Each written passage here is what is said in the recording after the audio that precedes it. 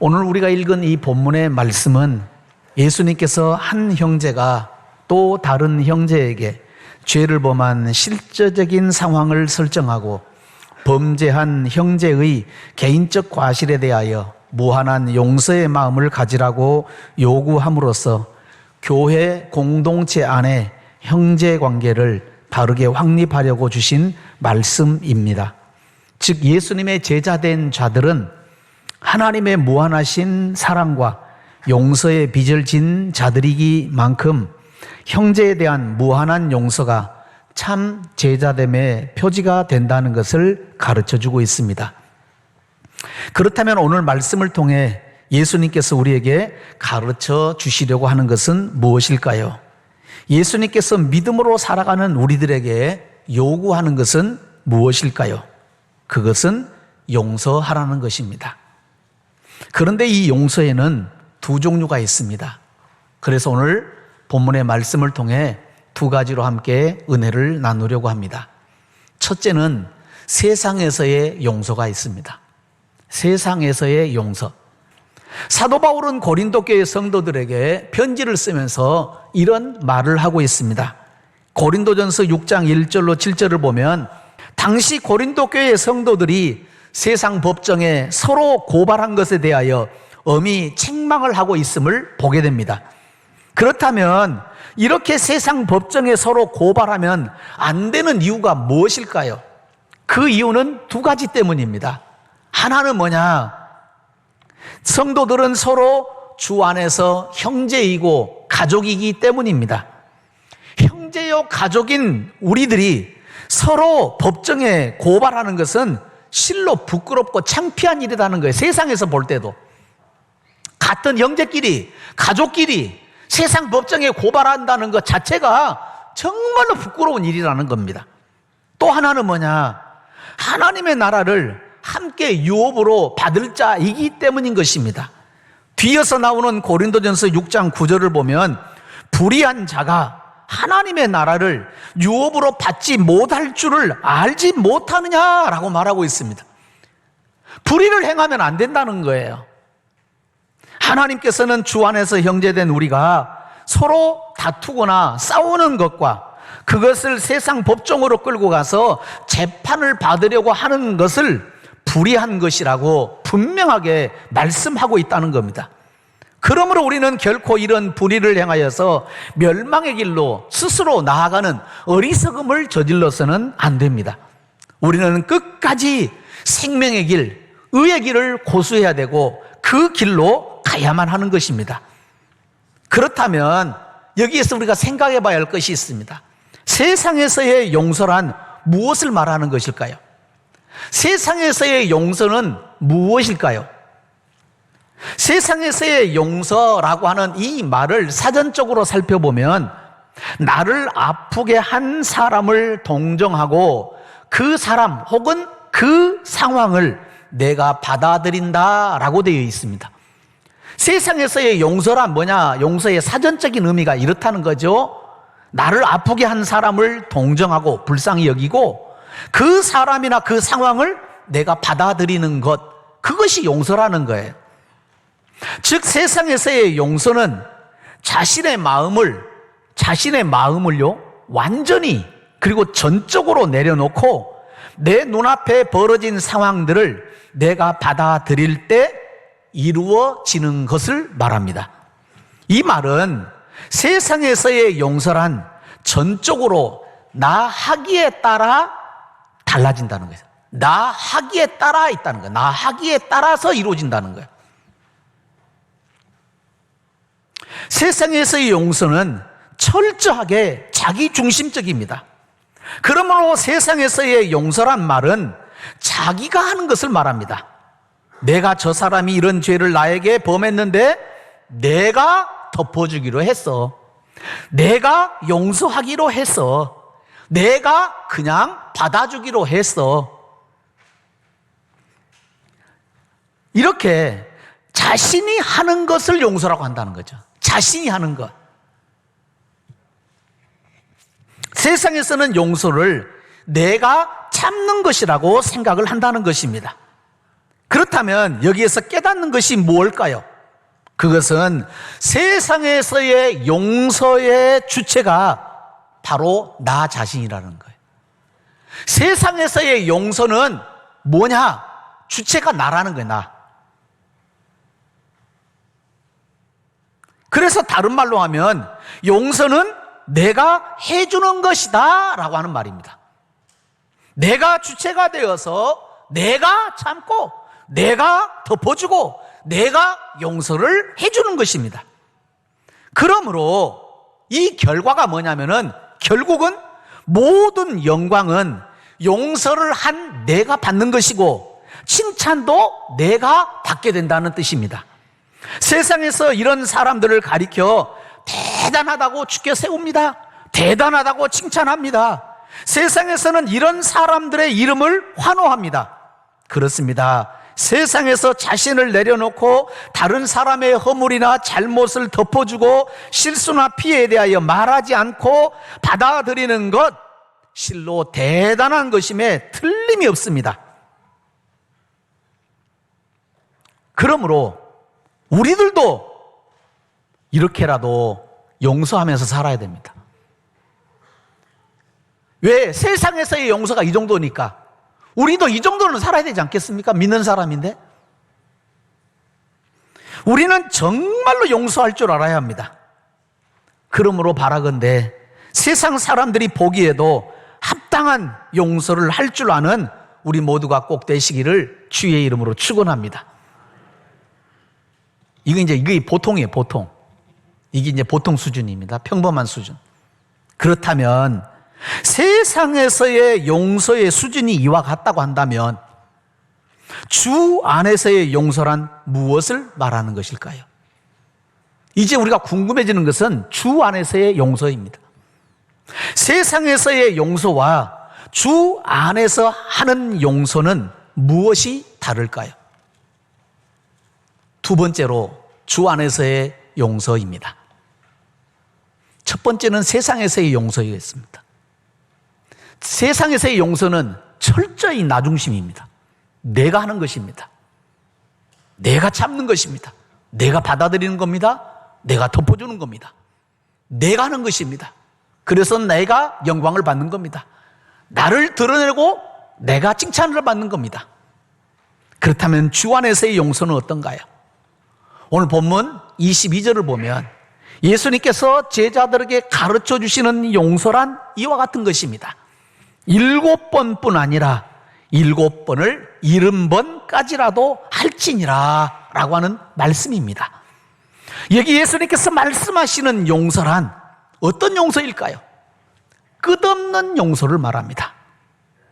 이것은 근본적으로 인간으로서는 불가능한 것임을 먼저 알아야 됩니다. 그러므로 인간으로서는 온전한 용서를 할 수 없다는 말이기도 합니다. 우리는 온전한 용서할 수 없습니다. 끝없는 용서할 수 없습니다. 인간으로서는 불가능하다는 겁니다. 사랑하는 성도 여러분, 기독교가 가지고 있는 가장 고상하고 아름다운 덕목 가운데 하나를 꼽는다면 무엇이라고 말할 수 있을까요? 그것은 예수님처럼 사랑에 의한 용서라고 말할 수 있습니다. 그렇다면 예수님께서 이렇게 말씀하시는 이유가 뭘까요? 우리에게 왜 무한정으로 용서하라고 말씀을 하고 계시는 것일까요? 그것은 이것입니다. 예수님께서는 우리가 다른 사람을 용서하는 것이 이렇게 무한정으로 할 수 있다고 보셨기 때문이라는 거예요. 우리가 얼마든지 무한정으로 용서할 수 있다고 보았기 때문이라는 겁니다. 우리 할 수 있습니다. 베드로가 예수님께 형제의 범죄를 7번이나 용서해야 하느냐고 물었을 때에 그 질문을 한 베드로가 생각했던 용서는 세상 사람들이 할 수 있는 용서의 개념 정도밖에 되지 않습니다. 그것은 당시 실제로 행하고 있었던 3번 용서하는 것, 이 3번의 숫자에 서너 번 정도 더했을 뿐이에요. 7번이니까. 그렇다면 우리가 여기서 이제 궁금증이 또 생기는 것이 있어요. 율법에서 말하는 보복법은 무엇인가? 율법에서는 뭐라고 말하는가? 레위기 24장 20절로 22절을 보면은 이렇게 주님이 말씀하십니다. 상처에는 상처로, 눈에는 눈으로, 이에는 이로 갚을지라. 남에게 상해를 입힌 그대로 그에게 그렇게 할 것이며, 짐승을 죽인 자는 그것을 물어줄 것이요 사람을 죽인 자는 죽일지니 거류민에게든지 본토인에게든지 그 법을 동일하게 할 것은 나는 너희의 하나님 여호와임이니라 라고 되어 있고, 신명기 19장 21절에서는 네 눈이 긍휼히 여기지 말라. 생명에는 생명으로, 눈에는 눈으로, 이에는 이로, 손에는 손으로, 발에는 발로이니라 라고 말씀이 되어 있습니다. 여기 말씀에서 보는 것처럼 눈은 눈으로, 이는 이로 갚으라 라고 하는 이 말씀은 당시 유대인들이 가지고 있었던 보복에 대한 율법의 정신이었습니다. 율법에서 그렇게 가르쳐 줬으니까. 그래서 그 정신으로 그들은 그렇게 했다는 거죠. 이것은 다른 사람이 나에게 일을 상하게 했으면 나도 그 사람에게 이로 보복을 해야 하며, 다른 사람이 나에게 눈을 상하게 했으면 나도 그 사람에게 눈을 아프게 해야 한다는 보복의 율법입니다. 다시 말씀드리면 내가 손해보고 피해를 당한 만큼 합당한 보복이 이루어져야 공평하다는 것을 말한다는 겁니다. 그렇지만 이 보복의 율법은 우리에게 더 중요한 것이 있습니다. 하나는 뭐냐? 이것 이상으로, 다시 말하면 눈은 눈으로, 이는 이로, 손은 손으로, 발은 발로 라고 하는 이 말씀 무슨 뜻이냐면은 이것 이상으로 보복하면 안 된다는 금지의 법이라는 거예요. 사람들이요, 다른 사람이 나에게 어떤 피해를 주고 다른 사람이 나에게 어떤 손해를 끼치게 되면 사람들은요, 보복심이 생깁니다. 이것을 다른 말로 표현하면 복수의 마음이라는 겁니다. 복수심이 생기는 거예요. 예를 들어서 어떤 사람이 자기의 부모님을 죽였다. 그러면 그 자녀들의 어떤 마음을 갖겠어요? 복수의 칼을 가는 거예요. 내가 언젠가는 저 사람 죽여버리겠다. 이것이 사람들의 마음이에요. 아담의 후손인 죄성을 가지고 있는 모든 인간들이 가지고 있는 똑같은 마음이에요. 그래서 처절하게 하는 거예요. 처절하게. 다시 말하면은 그 이상으로 보복을 한다는 거예요. 하나님께서 금하신 이 정도만 하라 했어도 그 정도에서 멈추지를 않는다는 거예요, 인간들은. 그래서 주님이 뭐라고 말하느냐? 손은 손으로, 발은 발로, 눈은 눈으로, 이는 이로 라고 주님이 말씀하신 것은 뭐냐? 이것 이상으로 보복하면 안 된다는 금지의 법이라는 뜻입니다. 그렇다면 이 보복의 율법 정신에서 살펴볼 때에 용서란 무엇을 말하는 것일까요? 보복의 율법에서 살펴볼 때에 용서라는 것은 내가 어떤 손해를 보고 피해를 받은 만큼 보복을 해야 함에도 불구하고 나는 가해자에게 전혀 보복하지 않는 것, 그게 용서라는 것입니다. 보복의 율법 정신으로 살펴보면, 즉 내가 다른 사람으로부터 이가 상하는 피해를 입었지만 그 피해를 받은 내가 그대로 복수하지 않고 없는 것으로 하는 행위가 용서라는 거죠. 다시 말씀드리면 이가 상하는 피해를 입었지만 내가 받은 피해를 똑같이 가해자에게 갚지 않고 내가 넘어가는 행위가 곧 용서라는 것입니다. 다른 사람이 나의 일을 상하게 했기 때문에 나도 그 사람의 일을 상하게 할 법적으로 합당한 권리를 가지고 있지만, 무슨 말입니까? 이는 이로, 눈은 눈으로, 이게 법적인 권리잖아요. 자기에게 주어진. 이를 상했으니까 이를 그대로 상하게 하고, 눈을 상하게 했으니까 내가 눈을 상하게 하는 것은 하나님의 법적으로 말해주고 있는 내용이잖아요. 이 법적인 합당한 권리를 내가 가지고 있지만 나의 이 권리를 사용하지 않고 참는 것, 이게 용서라는 겁니다. 보복의 율법에서 살펴볼 때 그렇다는 겁니다. 그러므로 용서란 보복에 대하여 내가 넘어가는 것이고 내가 참는 것이고 나의 권리를 사용하지 않는 행위로 이해할 수가 있게 됩니다. 보복의 율법에서 살펴볼 때에 내가 하지 않는 겁니다. 내가 넘어가는 거예요. 내가 그렇게 하지 않겠다는 거예요. 그게 용서라는 거죠. 그런데 내가 그렇게 피해를 당하였음에도 불구하고 그 복수의 마음을 베드로처럼 7번씩이나 참는다는 것, 사실 그것은 쉬운 일이 아니라는 것을 알 수가 있습니다. 사랑하는 성도 여러분, 생명의 상해는 똑같은 정도의 복수를 가져올 만큼 대단히 중요합니다. 그런데 보복하는 마음을 7번씩이나 참고 인내한다고 했으니 결코 쉽지 않은 것임을 능히 알 수가 있습니다. 문제는 그럼에도 불구하고 예수님께서는 뭐라고 말씀하셨느냐? 70번씩 7번이라도 용서를 해야 한다고 말씀하신 것에 있습니다. 그렇다면 이 차이는 어디에서 나타나는 것일까요? 내가 7번씩 70번이라도 용서하라. 70번씩 7번이라도 용서해라. 무한정으로 용서하라. 주님의 이 말씀, 베드로는 7번이라도 용서하면 되겠습니까? 라고 하는 이 말씀과 70번씩 7번이라도 용서하라고 하는 예수님의 말씀의 이 차이는 어디에서 오는 것일까요? 바로 내 것에 대한 생각의 차이입니다. 잘 들으셔야 됩니다. 내 것에 대한 생각의 차이, 여기에서 출발합니다. 보통 세상 사람들은 자신의 생명은 자신의 것이라고 생각합니다. 내 생명은 내 것이라고 생각하는 거예요.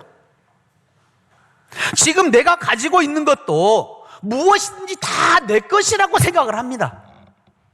내가 가지고 있는 어떤 물건, 내가 가지고 있는 어떤 돈, 내가 가지고 있는 어떤 금은 보화, 이 모든 것들은 다 내 것이라고 생각합니다. 지금 내가 살고 있는 집도 내 것이라고 생각합니다. 그래서 집 앞에다가 문패를 붙여놓는 겁니다. 누구누구 집이다고. 그런데 여러분 한번 생각을 해보세요. 그 집이 내 것이니까 실제로 솔직하게 아니에요. 나는 잠시 살다가 떠나요. 그러면 다른 사람이 그 집에 들어와서 또 문패를 바꾸어 달 것입니다. 뭐라고요? 내 것이라고.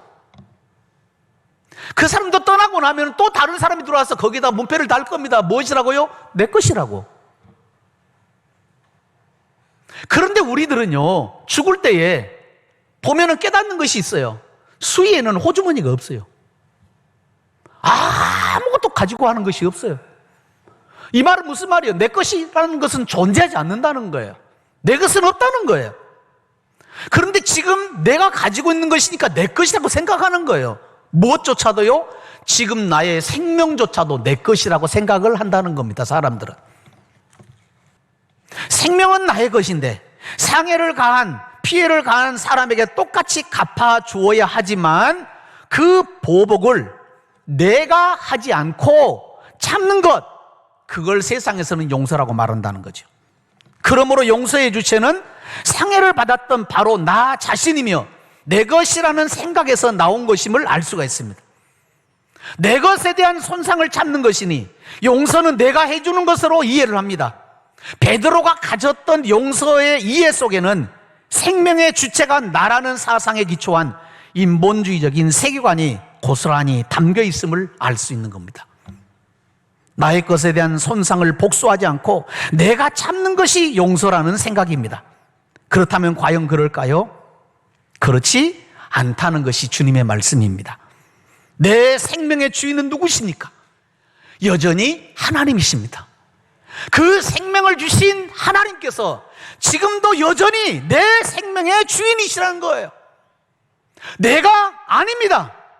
나는 다만 이 세상에서 사는 동안 주님이 주신 것을 관리하는 관리자요 청지기일 뿐인 것입니다. 그러므로 우리는 내 생명의 주인이 하나님이심을 알고 믿음으로 고백할 수 있어야 됩니다.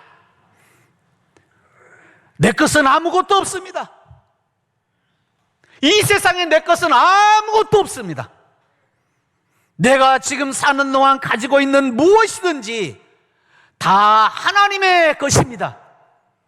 이 고백을 할 수 있어야 되는 겁니다. 그러므로 내 생명에 어떤 피해나 손해가 생긴다 할지라도 우리는 어떻게 해야 됩니까? 당연히 주인 되시는 하나님께 맡겨야 되는 것입니다. 내가 손해를 본 것 아니잖아요. 내가 피해를 본 것 아니잖아요. 왜? 내 것이 아니니까. 내가 하는 것이라고 생각하면 안 됩니다. 왜냐하면 모든 주권은 하나님께 있기 때문입니다. 내가 해야 한다고 생각을 하기 때문에 언제나 거기에서 문제가 생기는 것입니다. 실제로 사람들은 자신이 했다고 떠들며 자신의 공로라고 생각하고 우쭐거리는 교만을 범하는 것입니다.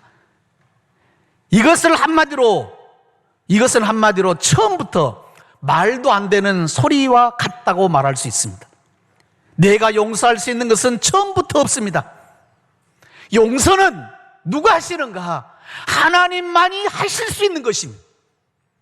사람이 내가 할 수 있는 것이 아니에요. 하나님이 하세요. 왜? 내 생명도, 이 몸뚱아리도, 내가 가지고 있는 모든 것도 주인은 하나님이시기 때문입니다.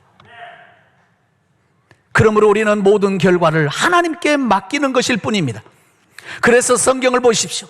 다윗은 자신이 어떤 경우를 만나도 그 모든 것들을 하나님께 맡기고 기도했을 뿐입니다. 억울한 일 당하고 힘든 경우 당하고 우리 예수님께서도 하나님께 다 맡기셨어요. 요셉은 자신의 형들을 만났을 때에 어떻게 했습니까? 용서라는 말을 입에 담은 적이 없습니다. 단지 하나님께서 우리를 살리시기 위해 먼저 자신을 애굽 땅으로 보냈다라고만 말하고 있습니다. 그렇게 신앙 간증을 했어요. 그러므로 바라건대 우리 모두도 주 안에서의 용서를 기쁨으로 할 수 있는 수준 높은 신앙인들이 꼭 되시기를 주의 이름으로 축원합니다. 결코 자신을 드러내거나 나타내려고 해서는 안 됩니다. 그것은 교만한 거예요. 내가 저 사람 용서해 줬다고, 내가 저 사람이 이런 죄를 지었는데 내가 덮어줬다고 나를 드러내려고 하지 말라는 거예요. 내가 하는 것이 아닙니다. 내가 하는 것이 아니니 우리는 얼마든지 할 수 있다는 뜻이에요. 우리는 무한정으로 할 수 있다는 뜻이에요. 이게 주님의 말씀이었던 겁니다. 내가 하려고 하면은 못합니다. 나와 같은 이런 못된 성격자가 어떻게 무한정으로 용서할 수 있겠습니까? 생각하면 꼬라지 나지, 생각하면 화가 나지, 생각하면 분통 터지지. 어떻게 용서합니까? 우리는 용서할 수가 없어요. 내가 하면 못해요. 내가 하려고 생각하지 마세요. 우리는 언제나 어느 때나 하나님 아버지께서 주시는 은혜로 사는 사람들일 뿐입니다. 내가 용서한다, 내가 용서할 것이다 라는 교만한 생각을 버리시고 주님께서 하신다라는 생각을 품고 덮어버리는 예수님을 닮은 신실한 믿음의 자녀들이 꼭 되시기를 주의 이름으로 축원합니다. 언제나 어느 때나 어떤 상황 속에서도 70번씩 7번이라도 능히 용서하시고 품어버리는 믿음의 참된 용사들이 꼭 되시기를 예수님의 이름으로 축원합니다.